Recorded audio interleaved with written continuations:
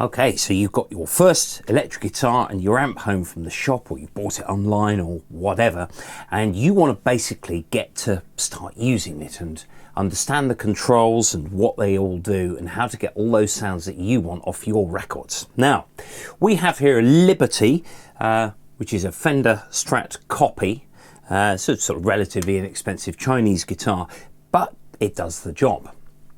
Now, what we've got here are 3 pickups and a few other controls and a switch. Don't worry, if you've got a sort of a Gibson style guitar instead of this, essentially the principles are the same, but you'd have 2 pickups instead of 3. Doesn't make it worse, sometimes it makes it better, it doesn't matter.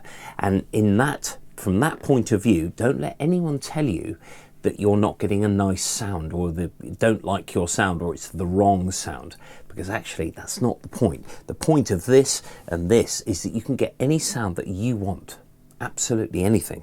So let's start with what's termed the clean channel on the amplifier. Now you can see the amp here is slightly obscured by a microphone which is recording its output, and another camera here so that you can see the controls a bit more close up. And we've got also some stereo ambient mics in this room so you can hear what the amp sounds like in the room itself. The amp is a box and it should be treated as such rather than just recording the speaker.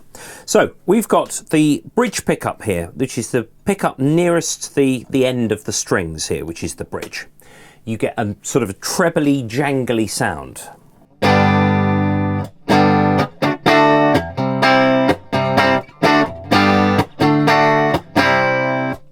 Now, if I go to the middle position of my pickup, I get the middle pickup on the guitar. Now that sounds a little less trebly, a little less bright, and a little bit more bassy. Now if I go to the end pickup here, which is, well actually no, the end pickup's this one, the neck pickup, I get this. Much, much deeper, much more mellow, less treble, more bass end. Now on this particular guitar there are 2 intermediate positions. So if I call the forward one this, position 1, if I go to position 3, that's my middle pickup, but position 2, which is in between them, gives you a really silky sound. Slightly nasally.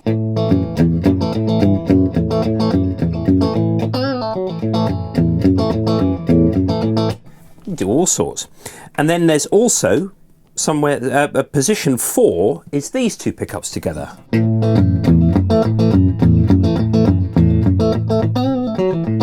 It's kind of a slightly bassier version of the other intermediate position. So already, without even touching the amp, you've got a range of sounds at your disposal. And they're good for different styles. So for example, I played a bit of country just then. On the very bridge pickup, you can do the sort of you can do some country music, or you can just do sort of rock music, or sort of clean stuff like I was doing just now.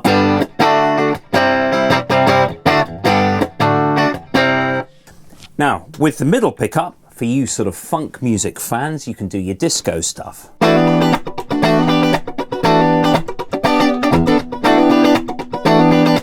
And then for you blues and jazzers, you can use this pickup.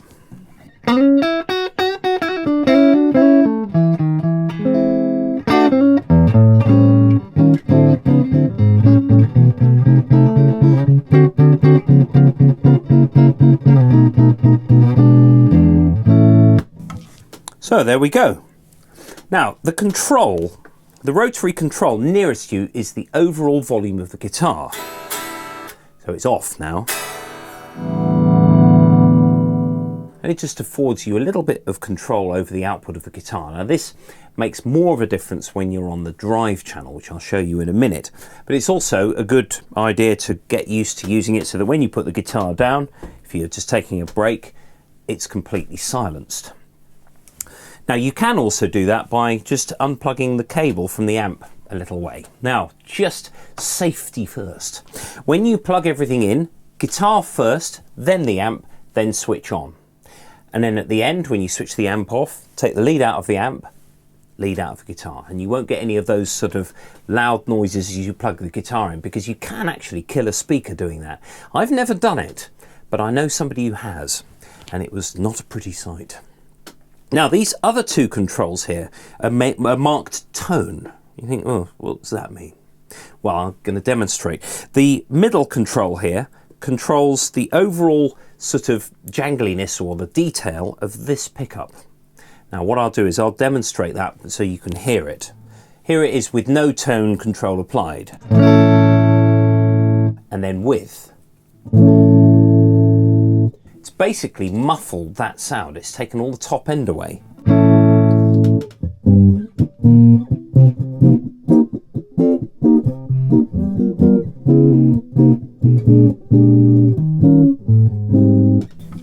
And then you have the same thing on this pickup, which is the outer control here. So if I go to the middle pickup, and then tweak the end control, the same thing happens. On the bridge pickup, there is no tone control applied at all. That's a standard setup, although some more expensive guitars, it actually controls the tone, it acts on the bridge pickup as well. It's okay, it doesn't matter, it doesn't make it any worse or any better, it's just a bit more flexible perhaps. Moving on to the amplifier. So I've got the guitar in the bridge pickup position, and there's my clean channel. Now, on the other camera here, you can see a range of controls. I've got volume control, which is the third one in. I'll come to the first two in just a second. Then we have bass, middle, and treble. What do they do? Well, the bass control essentially controls the very lowest, the sort of the boominess of your amp. So with the bass on minimum, you can hear virtually no low end at all. It's quite sort of toppy. I'll take it back up. There you go, you can hear that bass frequency has re-emerged. Now, looking at the third one, treble, come to middle in just a second. Treble is the opposite end. It gives you more detail, more of that jangliness.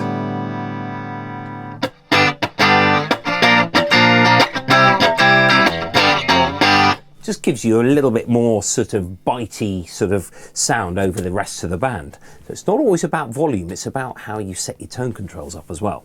Now, middle is the all-important control of an electric guitar, because that's essentially, this sits in the middle of your frequency band.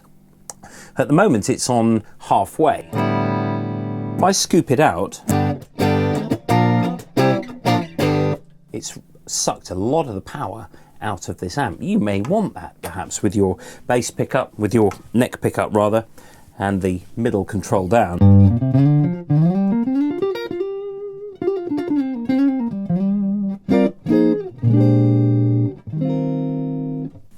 Back up.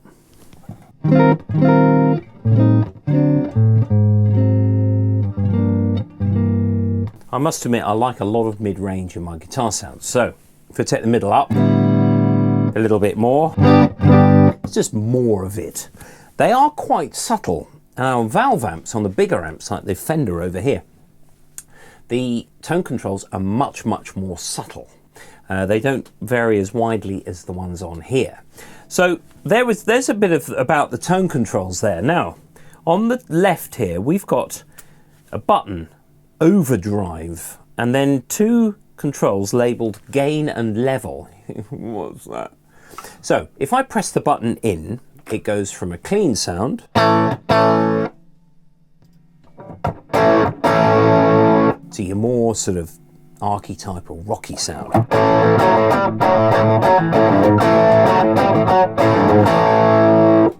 Now, the gain and level controls work as follows. The level, which is the second one, is the overall output of the amp. So this time, the clean channel master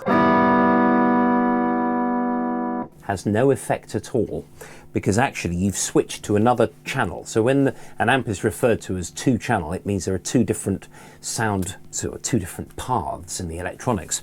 Now the level here just controls the output of the amplifier, but the other one is what gives you all of that distortion and that overdrive. And the amount that you use kind of depends on obviously personal taste, but also if you're playing maybe sort of 70s rock, you wouldn't have as much gain, which is this one, as perhaps you would if it was 1980s or something, playing Guns N' Roses, for example. So, level. I'm just going to bring that back up, and so you can hear your standard mid-gain guitar sound.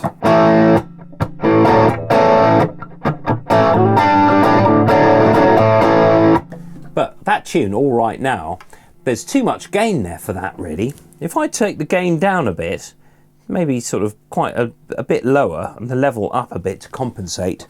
That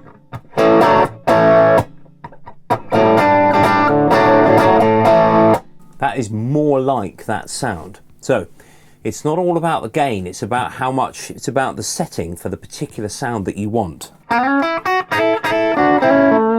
mean, Johnny Be Good, for example, that was recorded in the 50s when there wasn't such thing as a gain control on the amp. If you wanted distortion, you turned the single channel amp up until the speaker distorted, excuse me. So, if I just take the gain down and the level up, you get your... You get a much sort of, less distorted sound. It still sounds rocky,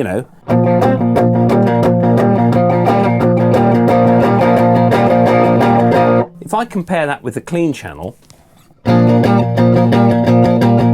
there's not actually a huge amount of difference, but that one's just a bit crunchier, and that's a term that you may see on some amps that says crunch instead of overdrive. Crunch just means a little bit sort of dirtier than clean. So that could be crunch, for example. With your blues, if you've got your neck pickup here with your pickup selector in this position, you can get some really sort of...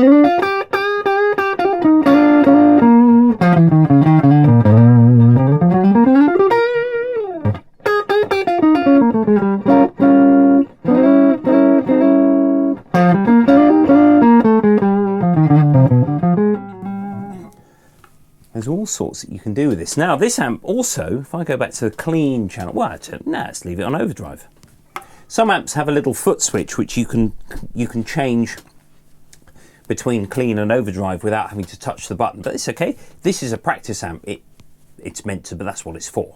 It's not meant to be sort of, being on stage. However, you can play with this on stage. All you need to do is put a microphone in front of it, and then it goes out through the PA speakers. So you can go on stage with a 1-watt amplifier if you want, and you can still amplify it through the PA and have the sound that you like. It's not all about the size of the amp, and in fact, large valve amps can be a right pain because they can be really loud on stage, and to get the sound that you want, you might need to turn the amp right up, which of course makes the sound engineer's job much more difficult. So, I digress. The one last channel on here, one last control is called Reverb. Now what that does is it adds a little bit of ambience to that, and in fact it's called ambience as well on this amp at the top here. It adds a little bit of that sort of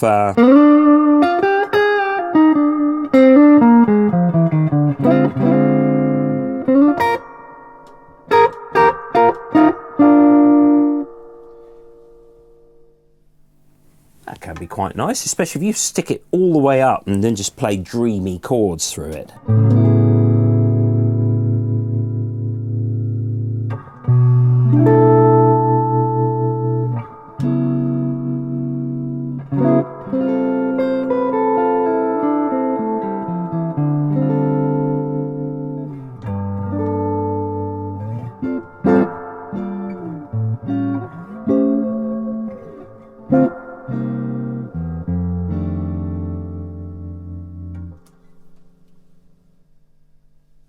And there you go.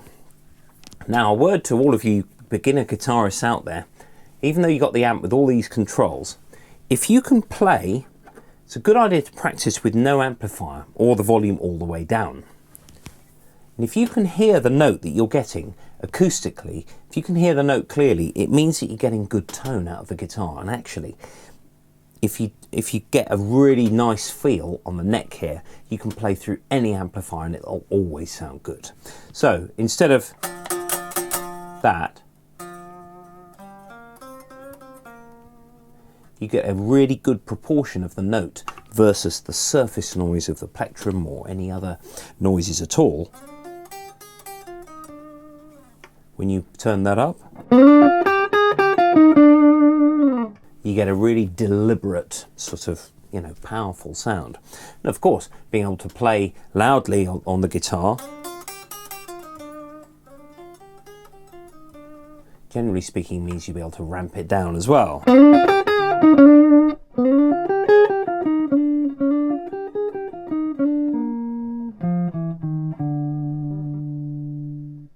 Keep your left hand pressed down so that you get those notes to sustain instead of. So always keep the pressure on with your fingers. That can be a little bit tricky at the start because you can sort of feel sort of calluses or blisters forming on your fingers, but it's worth the hassle. Now, when you get a guitar like this, I've set this one up. This guitar and amp belongs to one of my pupils, and he graciously offered it to me to make this video. You have various adjustments that you can make in terms of the neck and the intonation and that sort of thing, but it's worth being very careful and understanding exactly what you're doing first. So it's a good idea to look that up online. If you've got a guitar that doesn't feel right, there are plenty of music shops who will set a guitar up for you, and that's what's called setting up, where the action and everything else is changed to suit your specification. A word of warning though, low action doesn't always mean sort of a good guitar. It can actually suck a lot of the tone out of the guitar. So you've got to be a little bit careful. There's always a trade-off. I quite like high action and thick strings, and that's just, you know, my personal preference. But the electric guitar and the amplifier, as you can hear here, is capable of huge amounts.